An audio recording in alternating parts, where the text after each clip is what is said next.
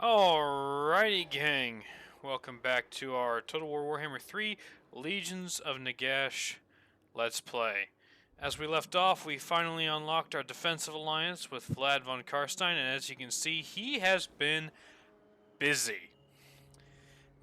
The Empire, at least the southern half of it, is not looking too well. We got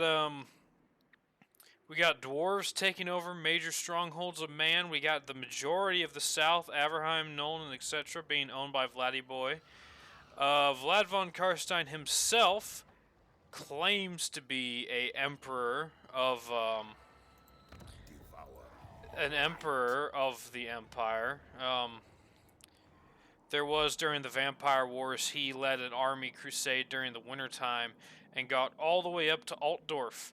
And then the Grand Theogenes, the great pope of the Warhammer Fantasy universe, took him. I think the Emperor at the time paid some really rich thief to steal Vladiboy's ring, because Vlad von Karstein has a ring of regeneration, I believe. And what that does is it allows him to come back. The Karstein ring, an ancestral ring set with a gem of deep sanguine claret that has granted the von Karsteins everlasting undeath. So, oh my... oh my good heavens. Ward save plus 60% for 22 seconds. Cooldown of 120 seconds, yes. And wound recovery time minus 3 turns. Talk about a villain who comes back every episode. Vladiboy has it. So in the story of the Vampire Wars, he marches his way up. He takes over all of what he's already done. And he marches his way up to Altdorf, which is the second capital of the Empire. And he loses his ring. He flips out. He does a full siege of Altdorf, sieging the walls, tearing down the forces, killing everybody inside.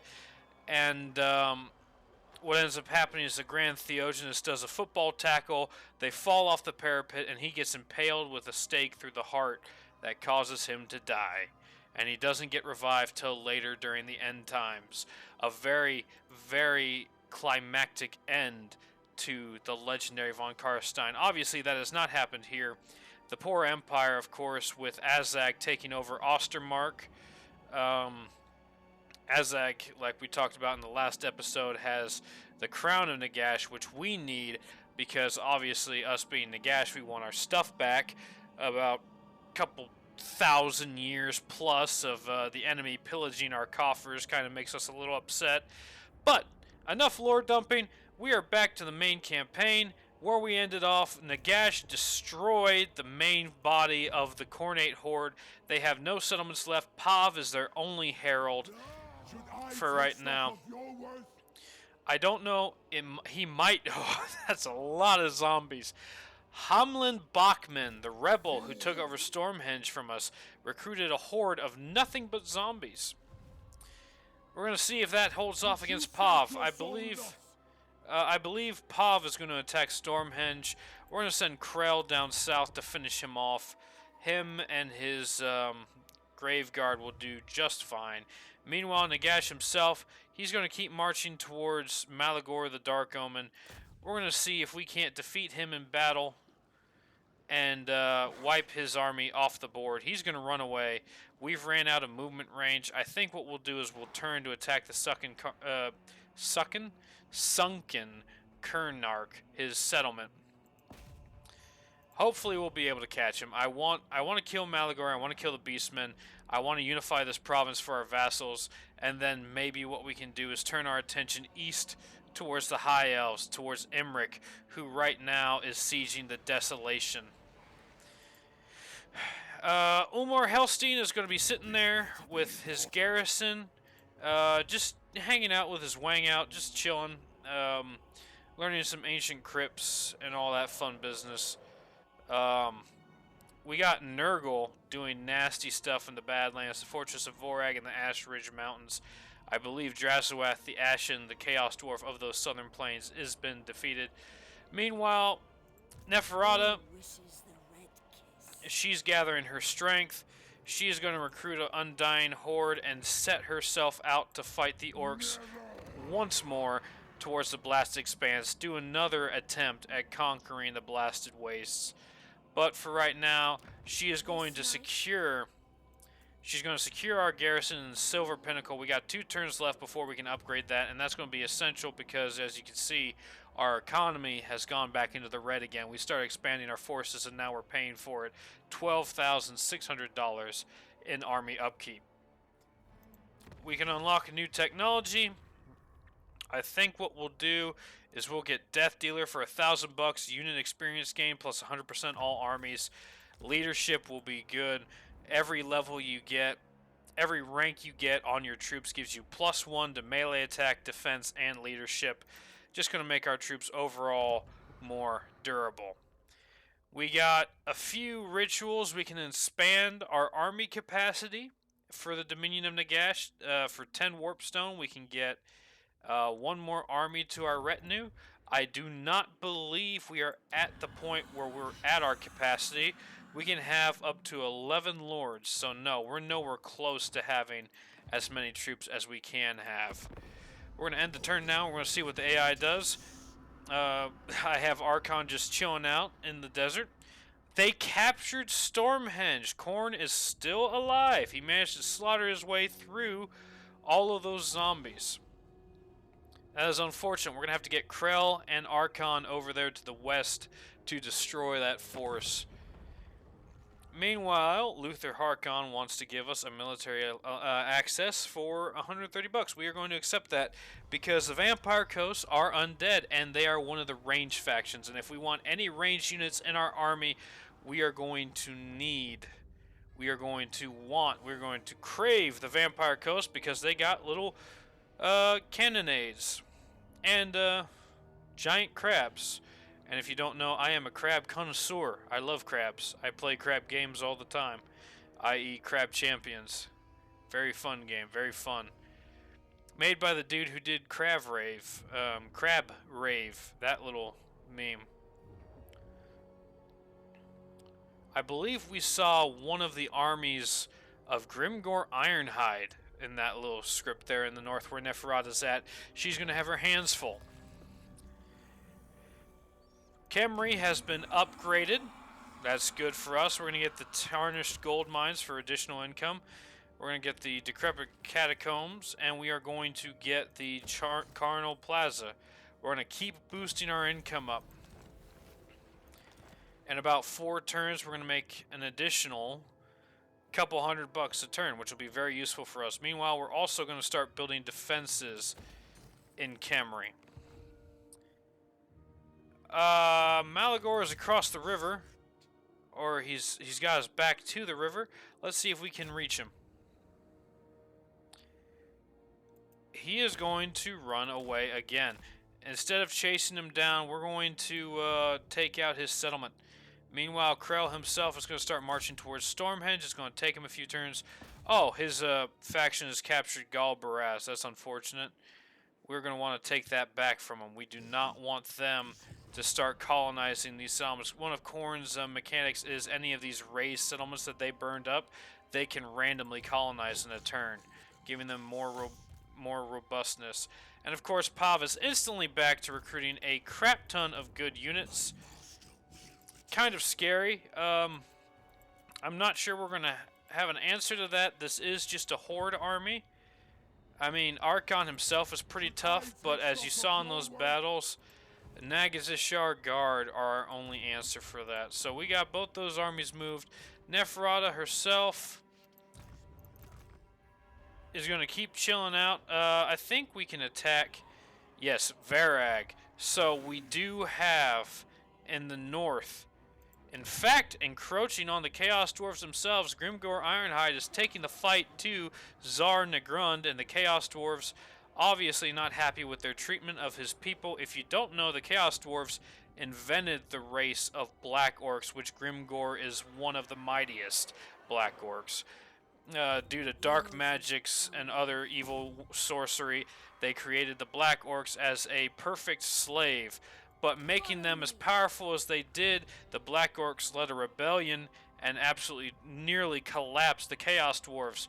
But due to the treachery of a specific species of goblins called the Hobgoblins and the Great Betrayal, the Chaos Dwarves managed to defeat the rebelling orcs and goblins and subjugate the ones within their realm again while the others fled from the Badlands, which has left a everlasting mark on the relations between hobgoblins and the rest of the greenskin hordes. It is a deep-rooted hatred amongst those two species that continues to plague them, even to this day, thousands of years later. So, very interesting stuff there. As you can tell, now, we don't have enough money to research anything. We can perform another rite. Skarbrand is back again. He's like a cockroach, man. He's worse. He's worse than Vlad von Karstein. I can't get rid of this guy. Alright. So here's what we're going to do. We're going to send Krell to Galbaraz. He's going to try and hold there with his force. Maybe Skarbrand will decide to charge at him. We'll see if Krell can hold on. That is a full stack, too. Within 2 turns, they went from being wiped off the face of the map to having a full stack and 2 settlements. So, kind of ridiculous. This is very hard. I don't expect the game to be this crazy with the AI factions. Kind of turning my wheels in the mud here. Dripping Fangs. Oh. Okay, close defeat. They got some night goblins. They got some of those mangler squids. I think we're going to retreat from this. I do not want to engage Neferata yet. Her force is not ready. We're going to keep her hiding. We're going to... I think she learned her lesson from underestimating the greenskins last time. And besides, they're nasty, smelly creatures, and being a sophisticated vampiress as she is, I don't think she would appreciate all that nonsense.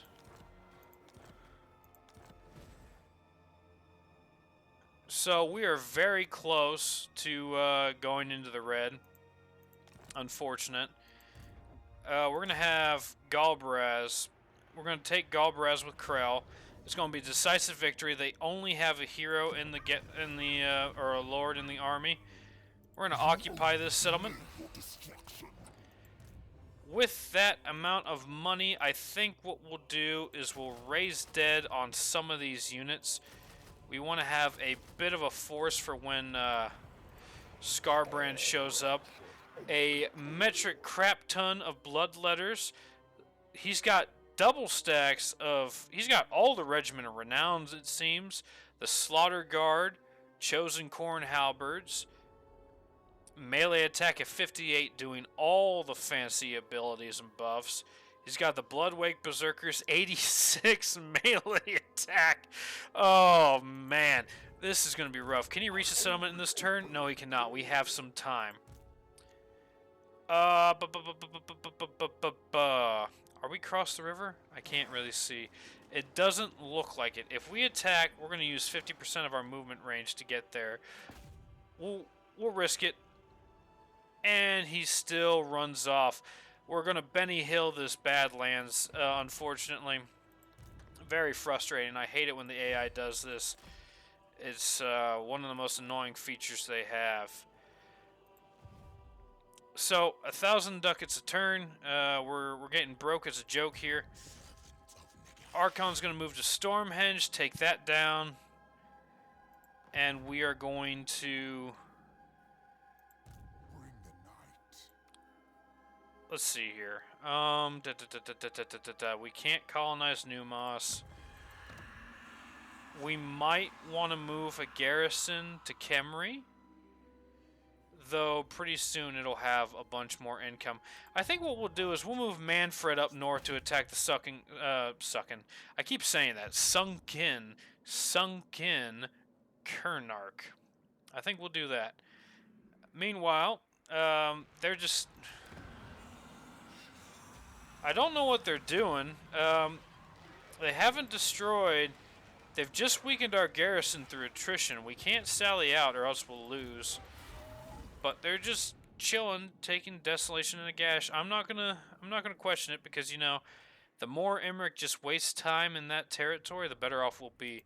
We have a second right, Dominion over Divinity. For 10 turns, we already know what that does. Income plus 25%, casualty replenishment rate plus 15%. Actually, no, that's not the one we can make. Dominion over Undeath. It'll spawn an army at Nagash's location. Let's do that.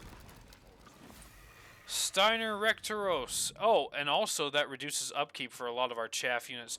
Very good. And that gives us enough reach for Malagor. Can we take it? Yes, we can. It's going to be a battle against... We haven't had a battle this episode, and I really want to get one going. We have Steiner Rectorios. Rectorlos. Pardon me. Versus Malagor. Malagor being a flying caster with an insane amount of missile resistance. He's got a decent horde, and we're going to be fighting some high elves. So we're gonna fight this battle just to get us a battle for the episode, and we are going to tear down Malagor and hopefully destroy this faction so we can knock an enemy off the board and focus on Khorne for one. I promise this time, one last time. I'll see you all on the battle map. Alrighty, gang. The Horde, led by Steiner Rectum, is going to march forth and attack the Malagor. Some unforeseen allies, though. The Knights of Calador have a garrison of high elves. They're going to help these beastmen. Usually, it's a pretty unusual alliance lineup, but we're going to see how well that goes for him. A lot of archers. Fortunately, Malagor himself doesn't have all that much in the way of good units. He's got this feral manticore here, an absolute nasty creature, a flyer, a beast, and then of course Malagor himself with his fart gas propelling him upwards. An excellent spellcaster. Got a lot of flyers, and the biggest threat on the field will be this giant. Look at that dude. Has not been to the dentist once in his life. Got himself an interesting get-up here, covering his tushy, and definitely not some Calvin Klein or American Eagle fit, that's for sure. Meanwhile, the High Elves are 30 seconds out. They got a lot of spearmen and some archers, a unit of Elf Reapers. Nagash himself has arrived on the field with Oftos, Hans Lambda, and the Deal of Von Deal, Steinberg Von Deal. Our main army is not going to really do much this battle. The bone throwers are going to get a few shots off, but the main support is going to be in the form of these 4 units. We're going to let Snippy take a break here. He's done a lot of work in the last episode, and we don't want to lose him. So we're going to have the majority of fighting be done by this horde. We have the ability of Endless Tomb, and we're going to make good use of it here in this battle. That sound of the Horn of War has summoned, and now Emmerich's Legion has shown up on the battlefield. Their pearl white uniforms glistening in the... well, there's not a sun. We got Nagash's pyramid in the way. In some sort of light source. That water's going to rust their scale mail out pretty bad. Lots of spears, lots of archers, a very durable front line if they can bring it in, and that looks like what they're doing. Those Elven Reavers are going to do a decent amount of damage to us because the only thing we have to answer that call, really, that was rapid pace, are these Skeleton Horsemen, which are not very good at all. We're slowly walking and lumbering our way towards the enemy. Meanwhile, we're going to start an engagement on the left flank with Lambda and Aphostos. They're going to try and focus on taking out those flyers. We're going to have them chase them down, do a significant amount of damage to them. These Harpies are not a good unit to get stuck in with. We do not want them harassing our ranged units. So we're going to focus on killing them as quickly as we can. Not going to take a lot of time, but there are a lot of them to cut through. Meanwhile, the enemy keeps shuffling. our main army is going to move and support this little choke point here on the right side of the ridge of the enemy forces. Meanwhile, our main force is just going to start slowly marching towards the enemy and is going to take this left flank here. We're going to slowly push them up into the forest. The main fight is going to be joined on the other side of this little pond here. They've already summoned the Flock of Doom on us, doing a bit of damage to our forces, but unfortunately for them, we can heal our forces. That Overcast doing a decent amount of damage. Malagor getting about 6,000 damage dealt. But now, now he's flying for his life. Aphostos and Hans Lamda are going to focus him down for the rest of this battle, doing what they can. As battle joins, the enemy is going to charge out, and our archers are going to start flinging bow shots across the battlefield at each other. The zombies are going to charge in, the Ungor herd is going to charge in, and it's going to be a chaotic join of forces. We're going to absolutely slaughter each other to a man.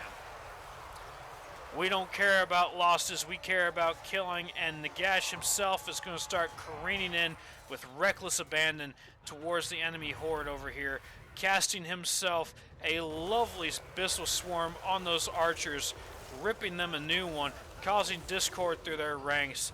Lots of damage there. Your allies do abandon you. They're not very good allies. The Minotaur is going to check Steinberg von Deal, and he completely misses. Steinberg turning around to get a hit on him, and he does a barrel roll again. This Star Fox here, oh my goodness, this battle is going to be awkward to watch. We're going to leave him to it.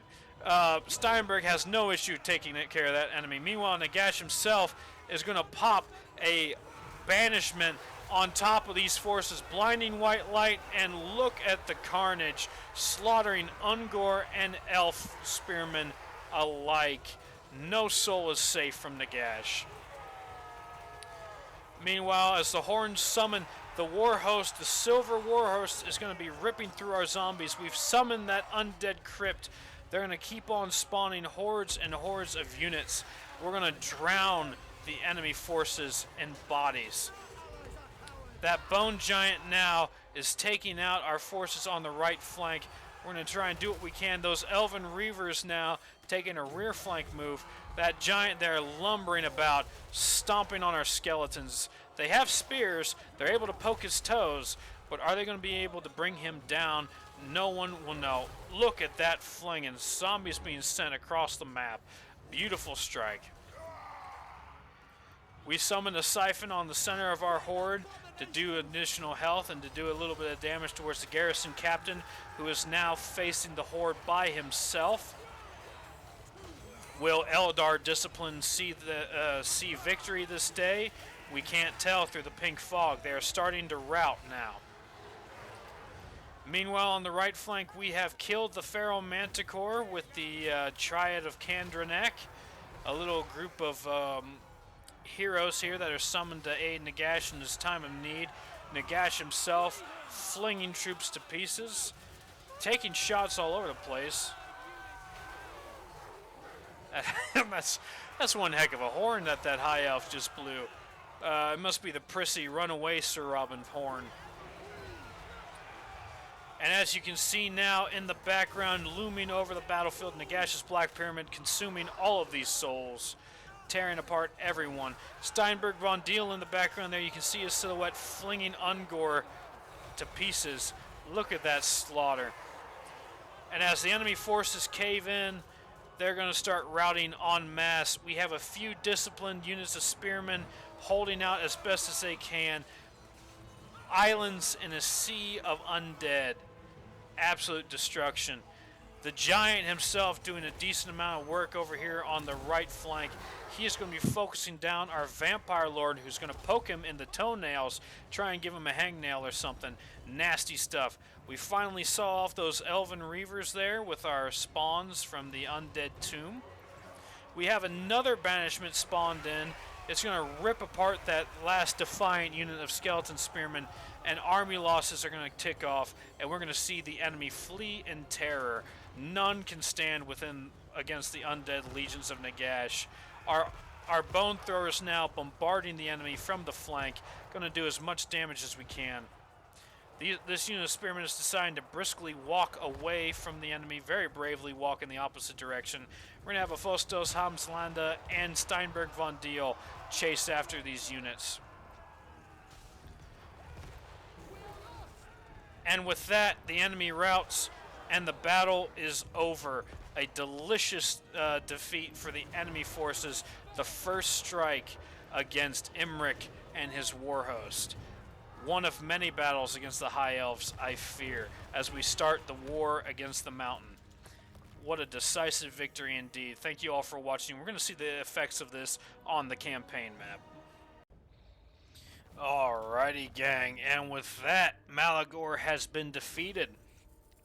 It's a pretty close battle. We let our spawn army take a lot of the damage. Meanwhile, Nagash and friends decide to just run around and have fun. Very good battle. Very good indeed. We're going to use this chance to get more Winds of Magic Power Reserve because we need it. With that, the enemy is defeated. We're going to take Floating Village. A Pyrrhic victory. We're going to accept that. You already know what's going to happen with the horde. We're going to occupy for right now. Take Floating Village for ourselves. We're going to give it back to our vassal here in a minute. Meanwhile, that gives Nagash time to start marching his forces to the west, finish off Malagor's settlement at Sunken Karnak. It's a full garrison, but he took no damage, and besides, Nagash is Nagash. Meanwhile, we're making a profit, so now we can look to upgrade our buildings some more. Khemri is already stocked up. The former Black Pyramid site is at its limit. Manfred von Karstein, unfortunately, cannot build anything right now. Galbaraz is a walled settlement. It has terrible walls, no garrison. We're going to see how well we can hold. They are not within range yet, so we got some time. We might be able to hit Sunken Karnak and then march over to reinforce Krell at the Mortarch of Despair. We got a lot of upgrades to do, so let's do those real quickly, shall we? Krell has one more skill point. He's got he's level 24 now. Yeah, 24.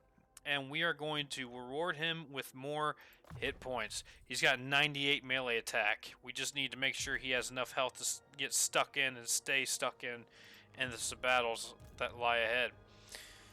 Nagash can finally level up once more. For him, I think what we'll do is we will look at our books of Nagash. We'll just be going from left to right, going down the line, giving him all the books so we can start giving them out to our legendary lords as we see fit. Aphostos now has a decent amount of skill points. He's almost fully completed on this line. I'm half tempted, on the Woundmaker Scarred Veteran line, sorry. I'm half tempted to look and see if the Ebon Wrought Armor would be a good choice for him. 32 armor, getting him up to 162. I don't know what that means. I know once you get up around 120, 130, it starts to get diminishing returns. But spell resistance of 20% and physical resistance of 10% stacked on, he already has a physical resistance of 5% and a missile resistance of 15. So that'll make him even more tanky. Not to include the thick-skinned armor tree we have not gone down before. I think we're going to go with Woundmaker, because that 12 to 20% weapon strength is going to give him plus 37 weapon strength on top, taking him up to 589, almost 600 weapon strength, doing 600 damage a hit. That'll be very useful. Let's see. Let's go to the army tab and see if we have any more upgrades to do. We do not. Oh, we do. I lied. Genevieve has a skill point. We are going to get Genevieve. I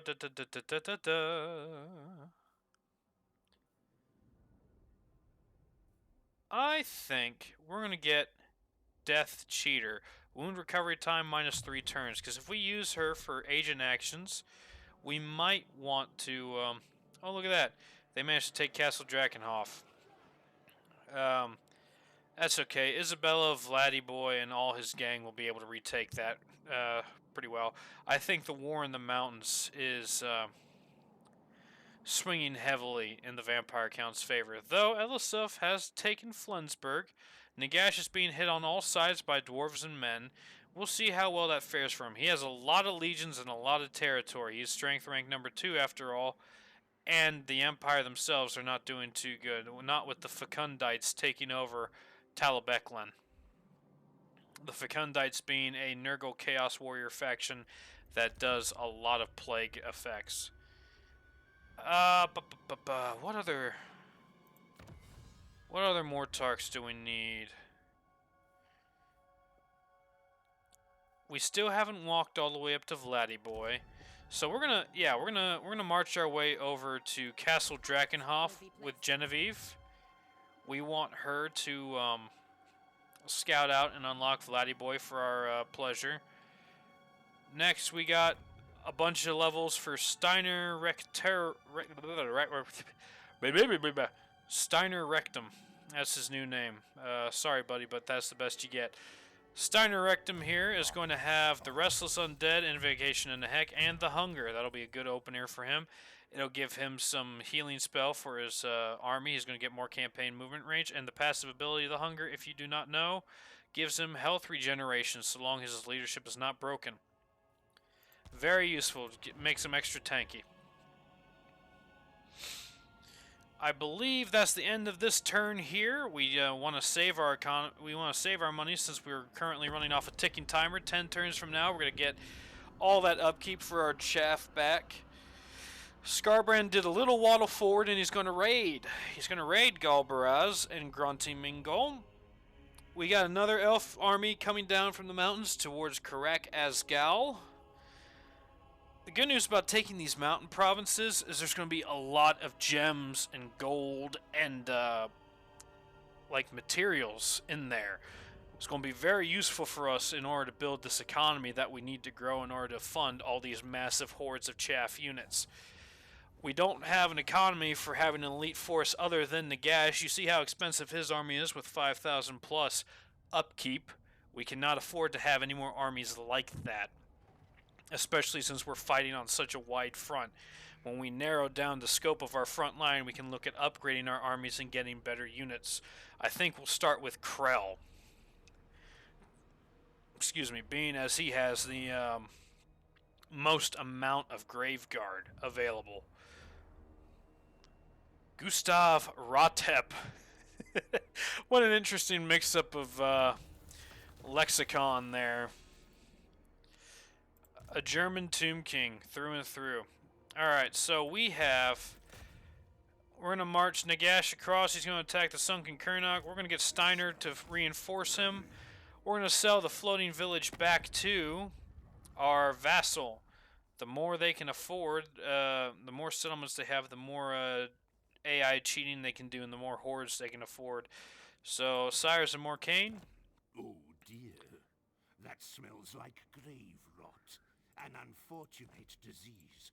Perhaps I could supply a cure. Every time I talk to you, you always talk about grave rot. Are you a Nurglite faction or are you an Undead faction? Make up your mind, creepy weirdo. Caravan of the Blue Roses is now able to do diplomacy with us. We're gonna get... You have a very deep voice, Helmengorst. I don't remember your voice being that low. Oh! In case you're unaware, I have a trade agreement, non-aggression pact, and military access now being offered to Helmengorst, and when I hit the balance offer button, 6,500 gold. I will most certainly be taking that. Plus, if we wanted to, we could vassalize you. You're at war with the Drippin' Fangs clan as well, and it looks like you have territory all the way up the mountain. Strength rank 36 with 11 settlements. Yeah, why not? We're going to subjugate you.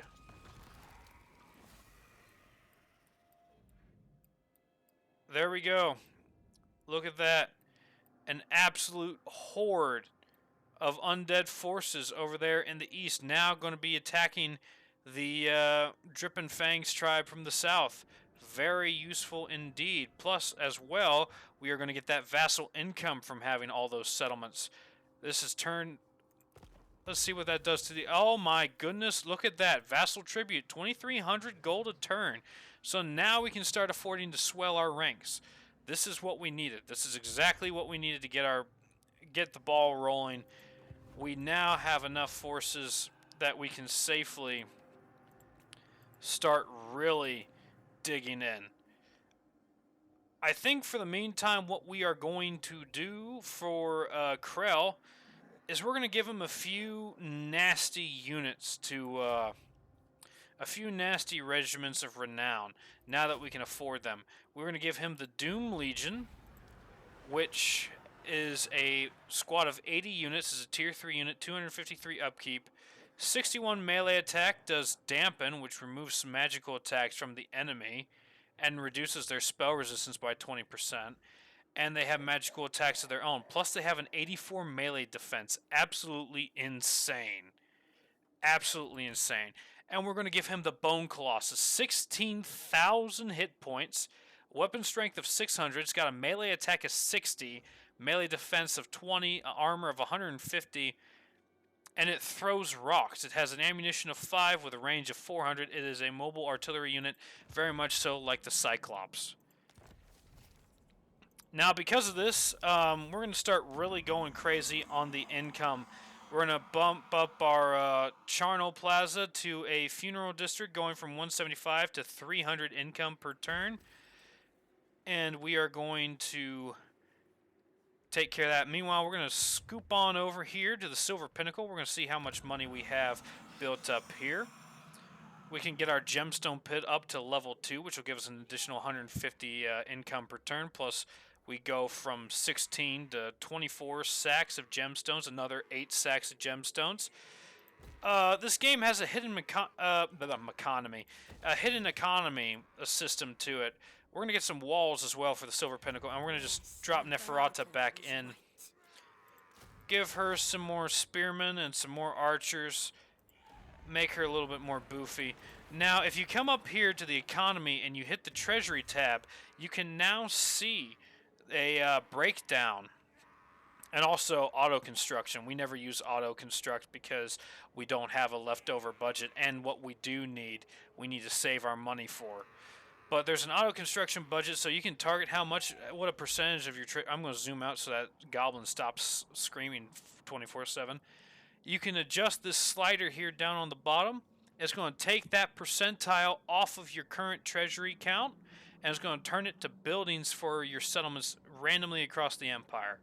So it's a great way for, especially in the late game, to chill out on the micromanagement of your empire. But here's the tab I wanted to show you, is trade. If you look right now, you can see that gemstones is the only thing our faction is producing. You look over here, the resource value of gemstones is 7 gold per unit. We are making 16 sacks, and we're exporting 100% of that, which means we have an income from this particular resource at 112 units. There's also tariffs on what we're importing, so the resource value is 7. We don't obviously pay for the trade. That would make trade useless. But we do get tariffs off of the value of those trade goods. I don't know what the tariff value is, but I'm pretty sure it's a small percentage of the value of the resource or good itself. So we are importing... there you go. So we're importing spices and tusks, and our tariff value is 107. The Sires of Morcane, our tariff value for them for no resources is 85. Our tariff value for the timber, tusks, and marble from Sylvania is 103. So you can see there, the 3 resources themselves, outside of just generic tariffs that make trade worthwhile even if you don't have resources, is about a third of what the base tariff value is. And the tariff value seems to be similar for all of them. We, of course, are exporting, and you can see here it's splitting up our value of gemstones equally across all 4 of our trade partners. Our most valuable trade partner is Sylvania because they are the biggest and they are importing the most sacks of gemstones, which is 49 ducats a turn for us. So, kind of a long-winded breakdown of the economy, but trade resources are useful. Plus, the building itself gives your units a special, gives your campaign and your units special perks as well as just a flat income. But it's all pretty much hidden, so it's not necessarily quintessential. I think what we're gonna do is, since we have most of the settlements already in our I don't know. I think we might hold on to Gilberaz, or maybe once we defeat Skarbrand, we'll sell it all off to the Sires of Morcane. I think we're gonna eventually colonize the entirety of the Barrier Idols. We definitely want to take Numos back, but unfortunately we can't do that just yet. We're making a decent amount of gold a turn. We're going to save the rest of our money. We're going to keep marching Arkhan up to Stormhenge for right now. We're going to hold on to Galbaraz with our new special units, and we have to wait for one more turn for Nagash to attack the Sunken Kernok. We're going to end turn and see how this goes. Oh, I completely forgot. Genevieve has now reached Castle Drakenhof. It's a little bit more, its tourists are a little shorter than the regulars, and there's a scent of beer and ale in the air, but it is still Castle Drakenhof through and through. Manfred's moving up north to help us. Skarbrand wants a peace treaty. The Herald of Khorne does not want to fight anymore. This is a predicament. We are not, absolutely not going to accept this. He has proven to be a thorn in our side. He has made us absolutely miserable this campaign. We will not allow him to survive. That is not our modus operandi. Finally, Emmerich has decided to attack the Desolation in Nagash. We are not going to fight this battle. They have eagles. They got some decent infantry, mostly spearmen. It's the flying units that are going to be the most lethal, and their heroes. Fortunately for us, if Nagash ever faces Emmerich, we completely ruin their magical abilities. But we're going to auto-resolve this. We've lost the Desolation in Nagash. It's time to see what they're going to do with it. They are going to take it for themselves. We lose one of our settlements that generates warpstone, unfortunately.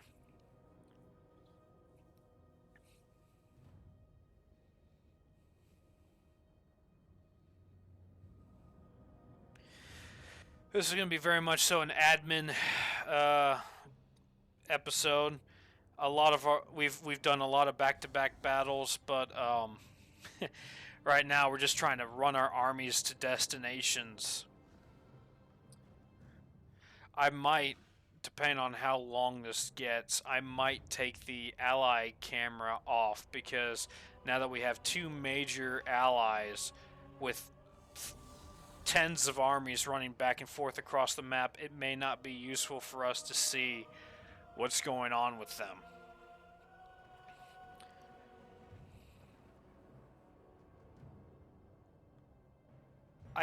It's kind of like a people watching experiment, because it's kind of curious to see how the AI decides what settlements to target and what armies to target in the campaign. And we are getting towards the mid-game now. Only 92 factions left on the map. Is definitely starting to get to the high point of this.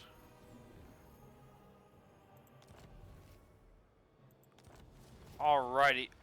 Oh boy.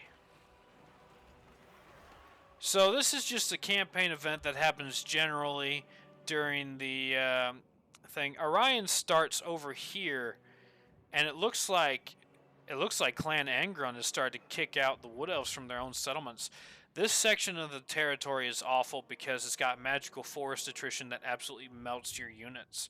But if you're like the dwarves who have under the tunnel teleport ability, it doesn't really matter that much. But it's kind of curious. The Wild Hunt begins. Orion, king in the woods, master of the Wild Hunt, is reborn anew. On the eve of the vernal equinox, the elite Wild Riders select a candidate to bear the mantle of the immortal Elven King for the year ahead.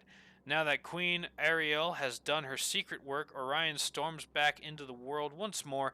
As ever, he immediately calls a wild hunt to clear the forest of undesirable outsiders.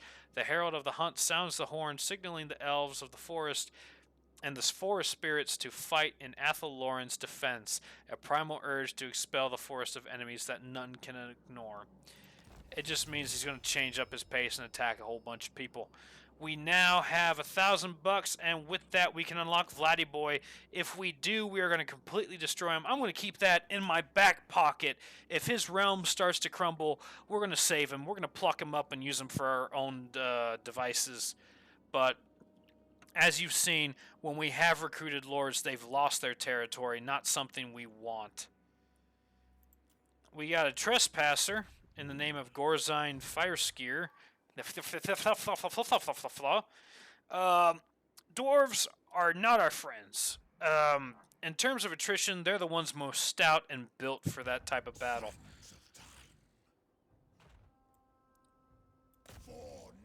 Time to attack Stormhenge with Arkhan. A Pyrrhic victory, lots of doggos, a small settlement garrison. We're going to see how powerful Arkhan can be. Let me do some housekeeping on his character. I believe we have a decent amount of legendary ancillaries we can give him. Yes, we can. All right. So we have, in terms of armor, what do we have? The Tillian Pavase. He doesn't have any.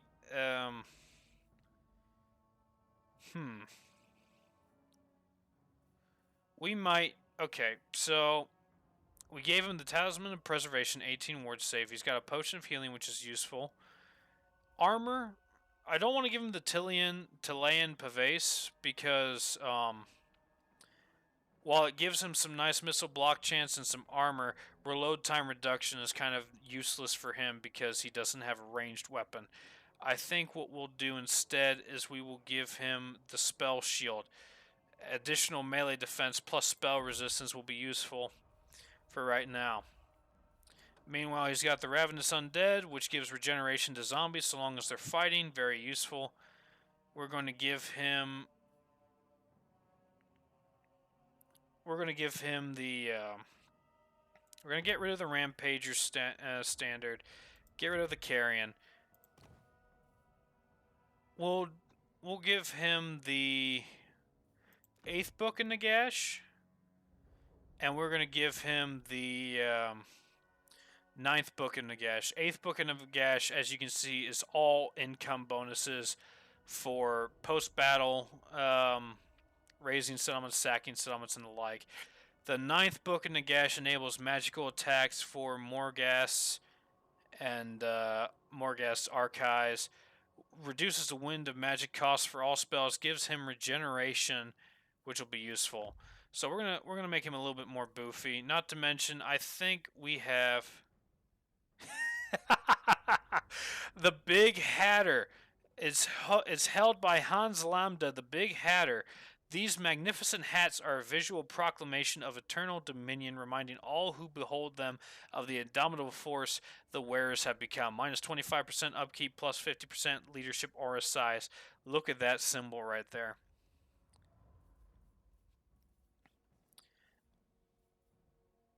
An Undead Bard. Perfect vigor. How appropriate. Alright, so he's going to have a skeleton playing a lute while he has a book about taxes and a book that makes him feel better when he gets up from out of bed in the morning. Very appropriate.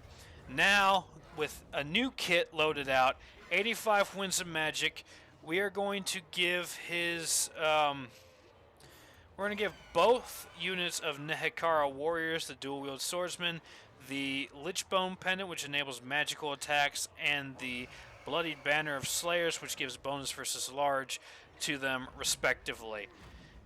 I will see you all on the battle map. Alrighty, gang. Vengeance for Nagash indeed, and vengeance much desperately needed. The Khornate forces have been a thorn in our side for the last 30 plus turns of this campaign. We have a horde of a small detachment of bloodletters and chaos warriors. Meanwhile, we have a swarm of dogs, dire wolves on chaos hounds, who will win under the shadow of this bone pillar. We're going to summon a unit of skeleton spearmen from the ground beneath their feet, and they're going to do a decent amount of damage to these forces. Our leadership already cracking. Meanwhile, battle is almost joined. We are currently holding our own here against the hordes of direwolves, but now bloodletters have joined the fray. They're going to rip apart these zombies to pieces. We're going to send our Neferata units up from reserve, let them wear themselves out on the zombies, and get torn to pieces by our dual-wielding Nehekar warriors. Archers now firing over the formations to do damage where they can. We're sending our bats in to pin the direwolves as best as they can. And Chaos Warriors now are charging our forces. They're going to rip apart our skeleton spearmen. Most of our damage is going to be through the skeleton archers. And you can see now their Herald of Khorne is just ripping through our formation. We already have a hole in our front line, dangerously close to our archers here. We popped a Purple Sun of Xeres to try and do as much damage as we can, but it's going to rip through our forces just as much as it's going to rip through their forces. And with that hole in our line, we are now going to send forth our reserve of skeleton swordsmen to shore up the front line. They're going to push their way through the archers and do what they can. We've now have aspect of the Dread Knight to try and cause terror, try and get these units to be scared of us. They're not scared of anything. They're Khornate worshippers. We're going to have Arkhan take anchor to the left flank as much as he can, doing damage. And those those Chaos Hounds are back. They're going to be shredding our archers. We're going to try and focus fire and pincushion them as best as we can. Our flank is being enveloped. While our line is collapsing, it's not collapsing fast enough. The enemy is getting exhausted just as much as they are having a time of their lives tearing us apart. Our archers are firing point blank into the holes in our front line, doing as much damage as they can to the Chaos Warriors. That heavy armor is doing them well, but they are slowly being torn down, slowly being pulled into the muck. Just like the Battle of Agincourt here, our bows are going to be the key to this victory. Our front line is being torn to pieces. Their Herald of Khorne is having a grand old time. Look at him go. Oh my goodness, just shredding our poor undead alive. Ripping off their heads, claiming their skulls for Khorne. If they had any blood left in their body, they would be bleeding pretty hard. Fortunately for us, the enemy army has rallied or been banished to the warp. The only thing left is their Khornate lord, and with a roar from our Morghast Mount, he is dead. And with that, the last of their troops are going to be ripped apart, going to be drugged down into the dirt by the scarabs and pincushioned by our archers. And with that, Nagash has taken the final settlement of Khorne. This is their last settlement. All that's left now is Skarbrand's war host. We're going to see the effects of that on the campaign map. Thank you so much for watching. Alrighty, with that close victory, we have sealed their doom. Stolen their last settlement. Very, very good. We're getting a little bit more cash as we go. Buckets of ducats. We're going to get more casualty replenishment for Arkhan, and we are going to recruit more units for him as well. We're going to replace that spearman we lost. We're going to get an additional swordsman. Get a few more, it was a battle of the doggos, but the doggos lost. The bats somehow did better than the doggos, so we're going to hold on to the bats. Skarbrand is in range of Grunty Mingol. I don't think we're going to be able to defend it. It's got a decent garrison, some bloated corpses, and it has salt. It's a very salty settlement. Can we actually...